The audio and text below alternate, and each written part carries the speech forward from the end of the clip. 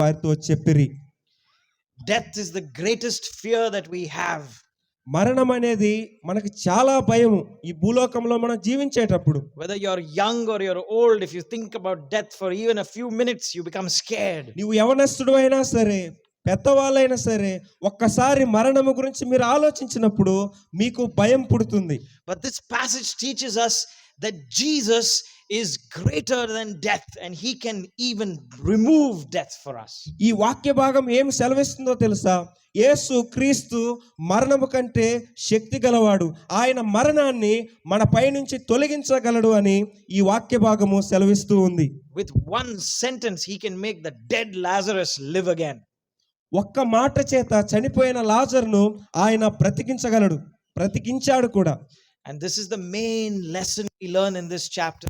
Run to Jesus for strength in the valley of death.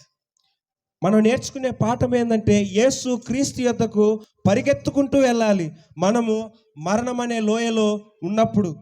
There was a faithful pastor who for many years had been serving Jesus. ఒక నమ్మకమైన సేవకుడు చాలా సంవత్సరాలుగా ఆయన సేవ చేస్తూ ఉన్నారు. And he had 2 children. ఆయనకి 2 పిల్లలు ఉన్నారు. And when he turned 50, his wife got sick and then she died. ఆయనకి 50 సంవత్సరాలు వచ్చినప్పుడు తన భార్య చనిపోయింది. And as he was driving to the funeral to preach at his own wife's funeral, ఆయన కారు తీసుకుని ఆ ఫ్యూనరల్ కి వెళ్తా ఉన్నాడు, సమాధి కార్యక్రమానికి వెళ్తూ ఉన్నాడు.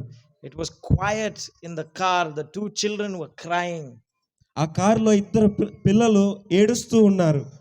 And they came to a small traffic signal.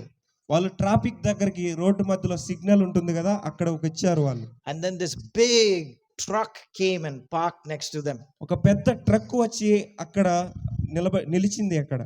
And as the truck came next to them, a huge shadow from the truck covered the car and it made it dark inside the car.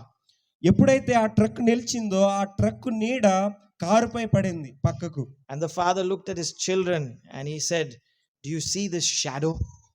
తండ్రి పిల్లలతో అన్నాడు, మీరు చూసారా, ఆ నీడను చూస్తూ ఉన్నారా అని అడిగాడు. He said, "Children, would you rather have the shadow of the truck go over our car or would you have the truck go over our car?"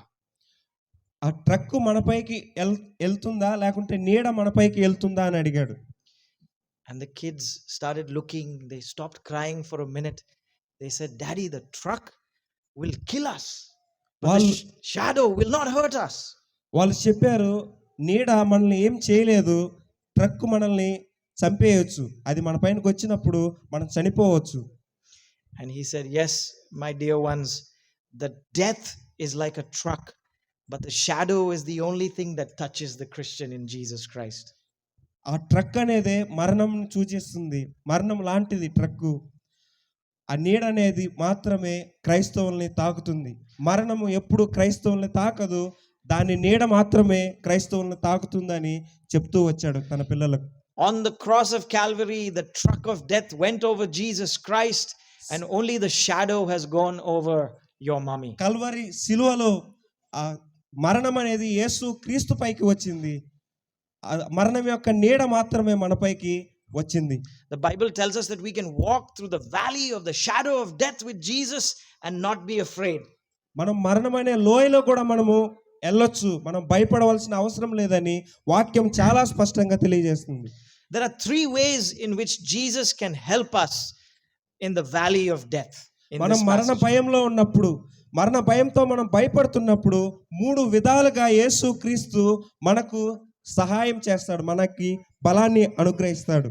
And this passage is very interesting in the way it starts. ఈ వాక్య భాగము చాలా అద్భుతంగా ఉంటుంది ఆలోచించడానికి. Mary and Martha have sent a message to Jesus saying, "Our brother Lazarus is sick. We don't know what he was sick with. Maybe he had some severe disease." Martha Maria కబురు పంపించారు యేసు క్రీస్తుకి, మనం ప్రేమించే సహోదరుడు చనిపోయాడు, ఎందుకు చనిపోయాడో మనకు తెలియదు, రోగియే చనిపోయాడు, ఏ రోగమో మనకు తెలియదు.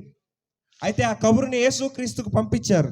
And they were expecting, because they knew Jesus knew their family, that Jesus would come immediately and he would help them. యేసు క్రీస్తుకి వారు తెలుసు, వారికి యేసుక్రీస్తు తెలుసు. మనం కబురు పంపిస్తే యేసుక్రీస్తు వచ్చి వెంటనే బాగు చేస్తాడని వాళ్ళు అనుకుంటూ ఉన్నారు. But Jesus doesn't come. యేసుక్రీస్తు వెంటనే రాలేదు. He was in another city. They were in Bethany. He was in Bethabra. ఆయన బెతాబ్రాలో ఉన్నాడు, వీళ్ళు బెతనియాలో ఉన్నారు. ఆయన రాలేదు, వేరే ప్లేస్ లో ఉన్నాడు యేసుక్రీస్తు. And instead of going straight to the sick man, he stays for 2 more days preaching the gospel in Bethabra. వెంటనే ఆయన అక్కడికి వెళ్ళలేదు, కానీ అక్కడ 2 రోజులు అక్కడే నిలిచిపోయారు యేసుక్రీస్తు. అక్కడ సువార్త ప్రకటిస్తూ ఉన్నారు. You know, sometimes we think that if you follow Jesus Christ, you should never fall sick, right? మీరు యేసుక్రీస్తును వెంబడిస్తున్నప్పుడు మనం అనుకుంటాం కొన్నిసార్లు ఎప్పుడూ మనకి జబ్బులు రాదు అని. We think that sickness should always be taken away from Christians. మనం అనుకుంటాము రోగాలు మన నుంచి దూరం అయిపోతుందని మనం అనుకుంటూ ఉంటాం. We think that God should heal us right away. మనం అనుకుంటాం, మనం ఆలోచిస్తాం దేవుడు వెంటనే మన రోగాన్ని తీసివేయాలని. And we can see here